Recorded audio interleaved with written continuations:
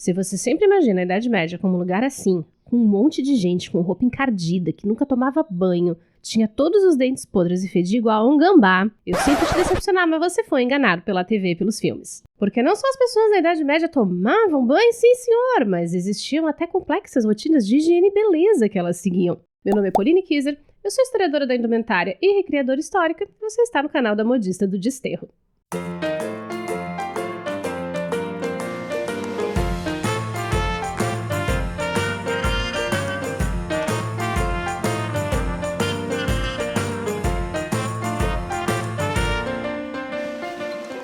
Olá, modisters! Tudo bem com vocês aí desse lado? Se você acabou de viajar acidentalmente no tempo e veio parar por aqui por um feliz acaso do algoritmo do YouTube, seja muito bem-vindo! Nesse canal, a gente fala não só sobre história da moda, mas como as roupas e os hábitos do passado ajudam a contar a história das pessoas. Mas a gente faz isso com base em pesquisa histórica de verdade, usando fontes originais da época e as pesquisas científicas desenvolvidas nas universidades. Tudo isso para trazer para você um conteúdo histórico de qualidade, sem sensacionalismo e sem informações tiradas do olho do c****. No vídeo de hoje, nós vamos falar sobre rotinas de beleza na Idade Média e, inevitavelmente, sobre a higiene pessoal na época. E vamos fazer isso com base no primeiro tratado de saúde e beleza feminina escrito por uma mulher e médica. Não, você não ouviu errado. Eu estou falando de uma mulher exercendo a medicina na Europa medieval e que não bastasse isso, ela ainda publicou livros sobre o assunto. Então já senta o seu dedinho neste botão de like, se inscreve aqui no canal, ativa as notificações e vem comigo pra gente investigar as rotinas de higiene e beleza na Idade Média. O que se chama de Idade Média é um período de 1000 anos da história europeia, que vai da queda do Império Romano do Ocidente, no ano 395, até a conquista da cidade de Constantinopla pelos árabes em 1453. E nesses 1000 anos acontece muita coisa na Europa, como a fragmentação do território do antigo Império Romano em vários reinos, as invasões vikings ali entre os anos 700 e 800, o crescimento muito significativo do cristianismo e a formação da igreja, e as cruzadas, por exemplo. Aliás, as cruzadas foram um ponto de virada muito importante na Idade Média, porque elas ajudaram as cidades a ganhar um novo fôlego a partir dos anos 1100. Mas ainda assim, a gente está falando de 1000 anos de história de um continente inteiro, e é humanamente impossível estudar todos os detalhes e todas as mínimas variações de cada uma das regiões ao longo desses 1000 anos. Então as coisas que eu vou falar nesse vídeo são um pouquinho generalizantes, mas tudo baseado nas evidências que a gente já tem. Por hora, eu vou me concentrar na Itália, especificamente na região da cidade de Salerno, porque é de lá que vem a nossa principal fonte nesse vídeo. A partir dos anos 1000 e poucos, a cidade de Salerno chegou a ser conhecida como a cidade onde não se ficava doente. Tudo porque lá funcionava a principal escola de medicina da Europa. Não era uma faculdade propriamente dita como a gente pensa hoje, era mais um centro de pesquisa, onde se pesquisava e se discutia muito, e onde os jovens podiam se tornar aprendizes de médicos mais velhos. Salerno era um centro de pesquisa e de difusão de conhecimento, onde se cruzavam as 4 grandes tradições médicas da época: judaica, grega, árabe e romana. E como existem muitos tratados médicos, inclusive de outras regiões da Europa e até da Ásia Menor e Norte da África, que citam as mulheres de Salerno como autoridades no campo da medicina, em especial quando o assunto era saúde feminina, muitos pesquisadores já consideram que sim, havia mulheres estudando, pesquisando e praticando medicina em Salerno em plena Idade Média. A gente só não tem a certeza absoluta das identidades delas. Mas uma dessas mulheres, que talvez possa ser na verdade um coletivo de mulheres, é a famosa Trótula de Ruggiero. Não se sabe nada de concreto sobre ela, exceto que em 1100 foi publicado sob seu nome o primeiro tratado de saúde feminina escrito por uma mulher. E esse livro se tornou a maior referência no assunto até os anos 1600. Também se atribui a ela a autoria do primeiro tratado de medicina estética da Europa, e é ele que serve de base para esse vídeo. Eu vou seguir exatamente a ordem do livro, porque ele já tem a estrutura de uma rotina de beleza em etapas, como a gente pensa nela hoje. E algumas das indicações e receitas já foram avaliadas por especialistas em dermatologia e consideradas passáveis. Mas eu não aconselho vocês a testarem absolutamente nada do que for falado nesse vídeo, pelo amor de Deus. Não vou fazer besteira. De acordo com o De Ornato Mulierum, o grande manual de cosmética e beleza medieval, Toda boa rotina de beleza começava com um belo banho. Não, você não ouviu errado. Sim, as pessoas tomavam banho na Idade Média. Tanto documentos oficiais e religiosos quanto a literatura e a arte do período nos mostram exatamente isso. Quem morava no campo, que era a maioria da população, se lavava com água corrente mesmo no verão. E no inverno, a água era aquecida em casa e o banho era o famoso banho de gato. Se você ou alguém da sua família já ficou no hospital sem poder descer da cama para tomar banho, você já viu a equipe de enfermagem fazer isso com panos. Funciona. Não é porque a pessoa não foi para baixo do chuveiro que ela não está limpa. Aliás, esse é um problema quando se fala sobre as práticas de higiene de outra época. Para quem vive aqui no presente, com todas as facilidades que nós temos nas nossas casas, aquilo que está no passado é absurdo, primitivo e nojento. Mas as pessoas se viravam muito antes de nós termos chuveiros elétricos e água encanada. A vida só era mais difícil, não significa que as pessoas andassem por aí com a roupa toda suja de cocô. Mas eu assisti um vídeo que falava que os doutores da igreja diziam que cristão não precisava mais tomar banho depois de ser batizado. Quem falou isso foi São Jerônimo, que não era a voz dominante dentro da igreja na época. E ele falou isso num contexto muito específico e metafórico. Ele estava se referindo à salvação da alma. Era sobre dizer que depois que a pessoa aceitava o batismo, ela estava livre das sujeiras do mundo. O que existia na Idade Média eram as chamadas tradições ascéticas, correntes religiosas que defendiam o abandono de todas as coisas ligadas à carne e o desprezo pelas coisas materiais, e que isso aproximaria o ser humano de Deus. Então, nessas tradições, o banho era visto como desnecessário e até anticristão. Mas eles estavam se referindo a um tipo de banho muito específico que a Europa medieval herdou da Roma antiga. Os banhos públicos eram uma parte fundamental da cultura e da política romanas. Governantes que não mantinham banhos públicos disponíveis para a população corriam um sério risco de ver sua popularidade despencar. Os banhos romanos eram grandes complexos onde havia água quente e fria, sauna, serviços de massagem e de depilação. Eram locais para promover a higiene numa época onde as casas não tinham esse tipo de recurso, mas também onde as pessoas socializavam inclusive de maneira mais íntima. O Império Romano caiu, mas muitas estruturas e construções continuaram de pé e sendo usadas. Aliás, as estradas romanas são usadas na Europa até hoje. Uma dessas estruturas foram os banhos, que ficavam nas áreas urbanas. Inclusive, vários deles se tornaram propriedade da igreja, que cobrava entrada e cedia o direito de exploração para os chamados mestres de banho. Nossa, tia modista, mas a igreja não condenava o banho? Não, aliás, muito pelo contrário. Grandes teólogos medievais como Clemente de Alexandria e Santo Agostinho falavam que o banho era necessário não só pela limpeza, mas porque ele promovia a saúde. E também porque era gostosinho. E dar condições de banho para as pessoas pobres era uma questão de caridade, tá? Um bom exemplo vem da doação de 30 quilos de sabão por ano pelo rei da Lombardia para o bispo de Piacenza no século VIII, destinados a prover higiene para a população pobre. Isso tem referência, tá? Não são as vozes da minha cabeça. Todas as referências dos textos que eu cito e dos que eu usei na pesquisa desse vídeo estão na descrição do vídeo. Mas se você curte nosso trabalho, você também pode ter acesso direto à minha biblioteca pessoal com todo esse material e ainda ajudar o canal a se manter. Com valores a partir de R$10 mensais, você contribui para que a gente possa continuar produzindo conteúdo histórico de qualidade, em língua portuguesa, e de forma gratuita para o público brasileiro.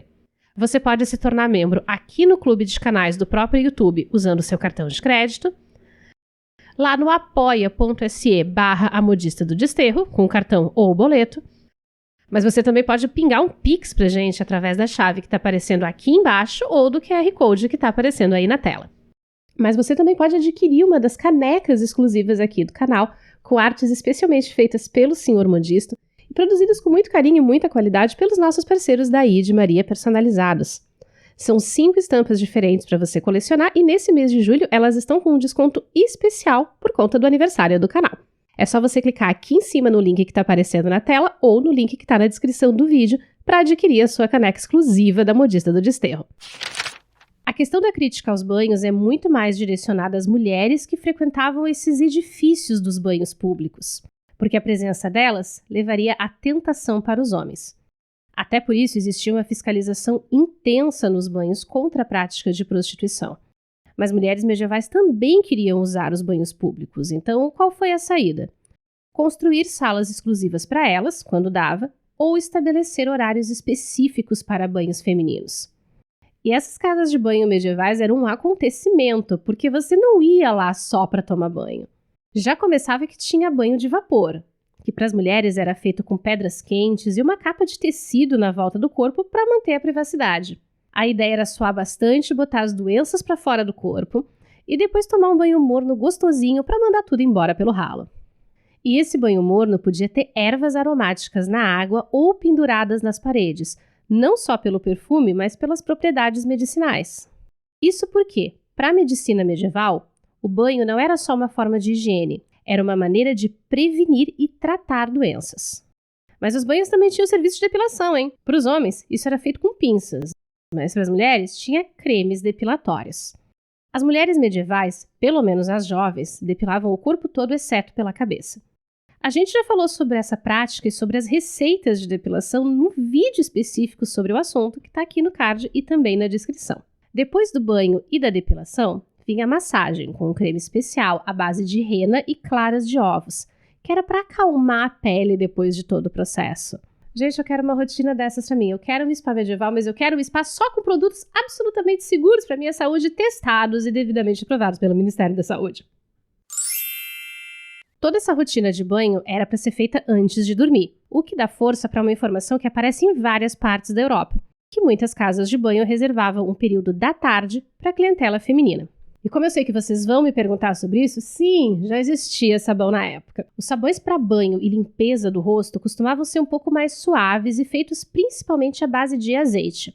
O mais próximo que a gente encontra aqui é o chamado sabão de Castela, que é uma receita uns 300 anos mais velha que o livro que eu estou usando nessa pesquisa. O próximo tópico do livro são os cabelos. E embora não fosse comum lavar os cabelos com frequência, as mulheres adotavam outras técnicas para manter o cabelo limpo, como pentear o cabelo com um pó feito de flores e especiarias, que provavelmente fazia o efeito de um shampoo seco moderno. Mas quando chegava o dia de efetivamente lavar o cabelo, isso tinha que ser feito num dia de sol. Porque não era só lavar com água e sabão, o negócio era muito mais elaborado do que só isso. A autora do livro ensina um lavatório à base de cinzas de videira, espigas de cevada, raspas de madeira de alcaçuz e pétalas de ciclamen para lavar e deixar o cabelo mais brilhoso. Para clarear o cabelo, ela ensina uma pasta feita com a borra da fermentação do vinho branco. E para escurecer, rena, que possivelmente era importada da Índia ou do Egito. Existem várias receitas de origem árabe no livro e elas são todas devidamente identificadas. E elas só acabam comprovando uma coisa que já se suspeitava e se observava em outras partes da Itália. O fato de que mulheres cristãs, judias e muçulmanas compartilhavam receitas e práticas de beleza. Uma outra coisa que eu achei interessante foi o conselho de que as mulheres nobres perfumassem o cabelo e os seus véus colocando gotas de óleo de musk, que é uma substância extraída do testículo de cervos, mas também espetando cravo da Índia no cabelo. O tópico seguinte é rosto, e a Trótula de Ruggiero diz que carão é fundamental. Na verdade, ela diz que após embelezar os cabelos, o rosto deve ser adornado, pois se esta decoração for feita corretamente, ela embeleza até as mulheres mais feias, que eu acho que é a versão medieval de carão e ninguém vai mudar minha mente agora. E essa rotina de skincare começava com a lavagem do rosto usando água morna e um tal sabão francês, cuja receita não é apresentada no livro.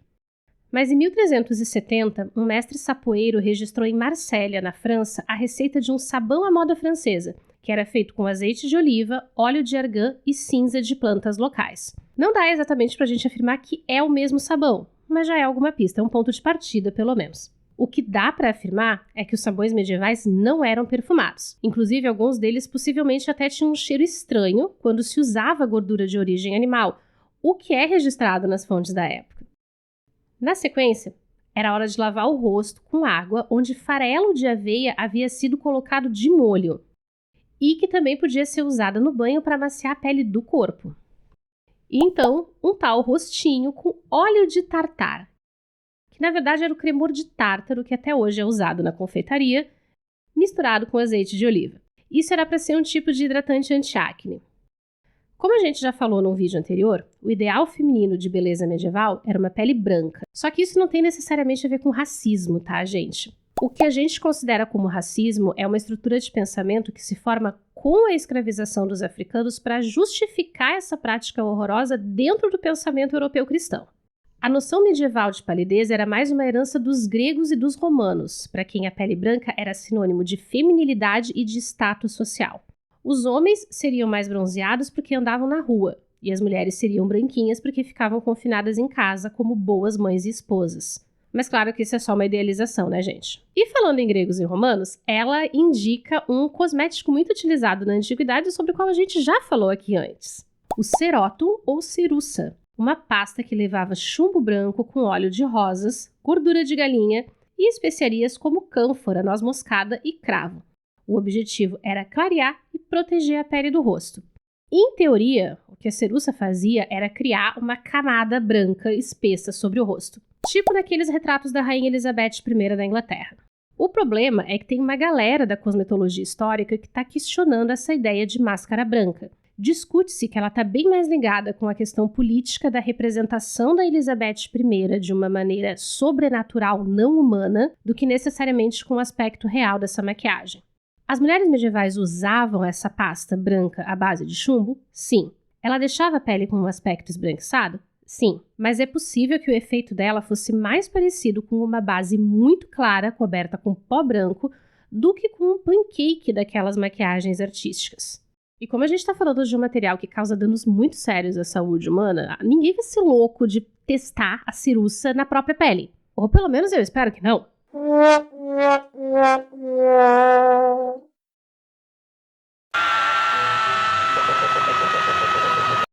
A Trótula ensina outras receitas para clarear a pele, como em casos de vermelhidão intensa. E depois do festival de bosta, que foi os comentários do vídeo sobre a rotina de beleza da regência, especificamente sobre esse tópico de vermelhidão, eu preciso dizer uma coisa para vocês. Nem toda vermelhidão na pele é rosácea ou lúpus. Existem dermatites que causam vermelhidão.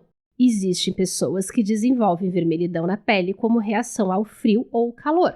E tem pessoas de pele branca que naturalmente têm partes do corpo que são avermelhadas e isso é uma questão genética. Não é porque você viu um irresponsável no TikTok fazendo um daqueles vídeos de 5 sinais se você tem rosácea que isso te transforma num especialista. Diagnóstico quem faz é profissional sério e eu te garanto que eles não estão fazendo dancinhas no TikTok. O próximo tópico trata da boca. E a autora aconselha primeiro a lavar os lábios com água quente de manhã e à noite para deixar os lábios mais firmes e evitar o ressecamento. Mas se o ressecamento viesse assim mesmo, o conselho era passar óleo de rosas ou de linhaça. Para colorir os lábios, briônia branca e vermelha fervida com mel. As mulheres embebiam um pedaço de tecido nessa mistura e apertavam entre os lábios. Essa receita também era usada como blush. Mas não adiantava nada ter boquinha de princesa e hálito de ogro, né? E aí, contrariando tudo o que você pensa que sabe sobre higiene medieval, a Trótula de Ruggiero enumera uma série de práticas necessárias para a boa saúde bucal, que vão desde instruções de como limpar os dentes depois de uma refeição, até como tratar coisas como gengivite, mau hálito de diferentes origens e dentes cariados.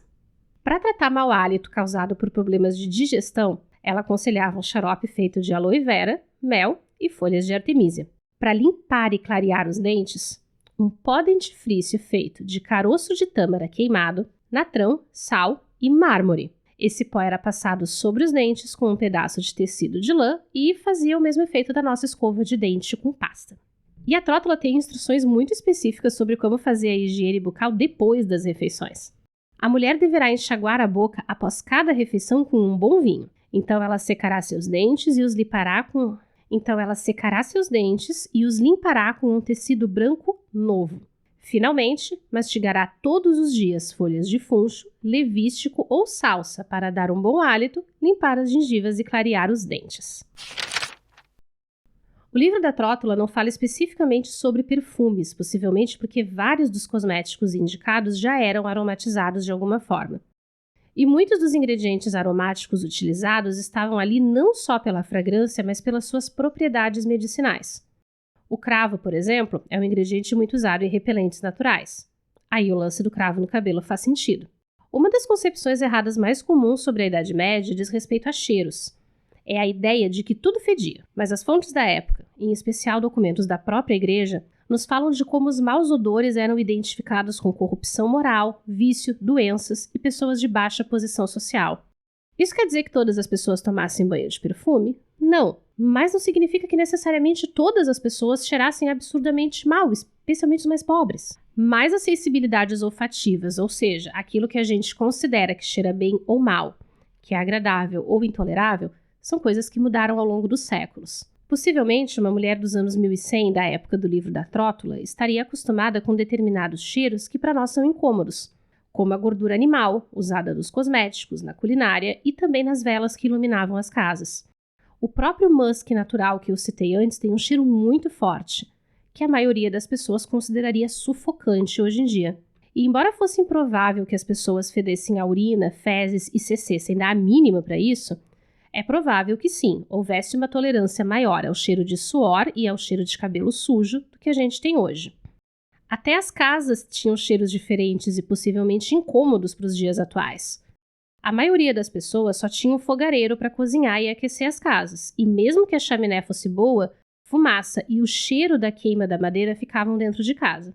No inverno europeu, a umidade também devia deixar aquele cheiro característico de casa úmida. Junte a isso os penicos, a roupa esperando para ser lavada. Para amenizar esses cheiros, quem tinha dinheiro queimava incensos caros importados do Oriente. Mas a maioria das pessoas queimava ervas secas em casa mesmo. E não, as mulheres não eram mandadas para a fogueira por isso, até porque a imagem clássica da Inquisição e da caça às bruxas, entre muitas aspas, é um fenômeno da Idade Moderna, não da Idade Média. Sabe o que mais que vem da Idade Moderna e não da Idade Média? O abandono dos banhos públicos e o fortalecimento da ideia de que o banho, na verdade, era ruim para a sua saúde. Uma coisa que tem muito a ver com a redescoberta dos textos clássicos da Antiguidade Greco-Romana pelos médicos do Renascimento.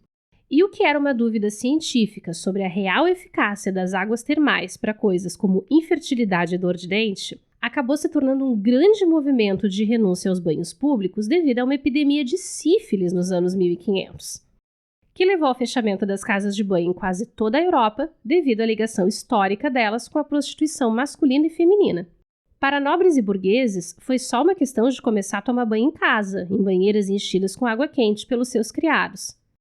Mas para os pobres, em especial nas áreas urbanas que não tinham acesso à água em grandes quantidades, isso significou a adoção definitiva do banho de gato, com aqueles paninhos do jeito que a gente dá banho de criança pequena no frio.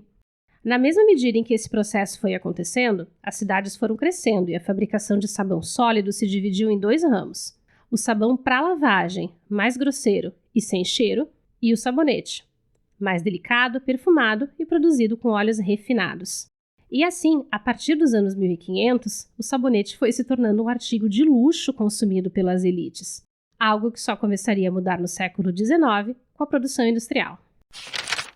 Provavelmente você deve ter ficado se perguntando de onde é afinal que veio então essa ideia da Idade Média como um lugar absolutamente podre. Primeiro, que isso é uma ideia ligada à classe social e ao mito de que pessoas pobres não têm bons hábitos de higiene. Esse é um conceito da era vitoriana e o cinema mudo adotou bastante o recurso da sujeira, especialmente corporal, para representar pessoas pobres. Como não existe uma diferenciação muito clara entre Idade Média e Idade Moderna no imaginário popular, é mais fácil associar algo considerado ruim ao período medieval do que ao período moderno, já que moderno é uma palavra com um sentido positivo na cultura atual.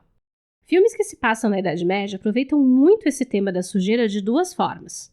Ou para mostrar como os tempos medievais eram sombrios e cruéis e a vida das pessoas era absolutamente insalubre e só os protagonistas sobreviviam, ou para fazer alívio cômico em alguma comédia pastelão. Em qualquer um dos casos, essa Idade Média sombria, suja, fria, supersticiosa, sem cor e com quantidades ofensivas de couro sintético, tem apelo comercial junto ao público. Assim como os conteúdos que exploram a suposta nojeira da Idade Média, misturando no mesmo vídeo as cruzadas, as grandes navegações e o Palácio de Versalhes nos anos 1600.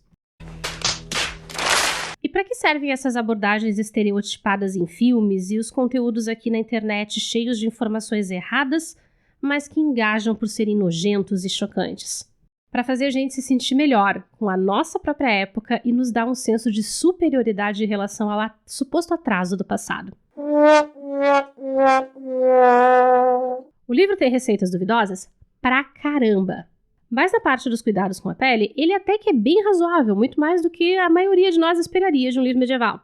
Mas eu confesso que o que mais me surpreendeu foi a parte da ciruça, do blush e dos lip tints, porque eu realmente não esperava. E aí, depois de descobrir isso, eu comecei a catar figura de mulher em iluminura medieval e reparar um monte de detalhes de maquiagem que eu nunca tinha parado para analisar. E agora eu vou ter que recriar uma maquiagem medieval inspirada no livro da Trótula de Ruggiero. Mas isso vai ter que ficar para um outro vídeo, porque este vídeo aqui, infelizmente, já ficou muito longo. Então, se você curtiu esse conteúdo, eu te convido a se inscrever aqui no canal, ativar as notificações para receber as próximas atualizações, deixar aqui embaixo seu comentário pra gente, compartilhar esse vídeo com pessoas que se interessam pelos hábitos do passado ou que gostam de Idade Média e, claro, dar uma conferida nesses outros vídeos que nós já temos por aqui e que eu separei para você com todo carinho.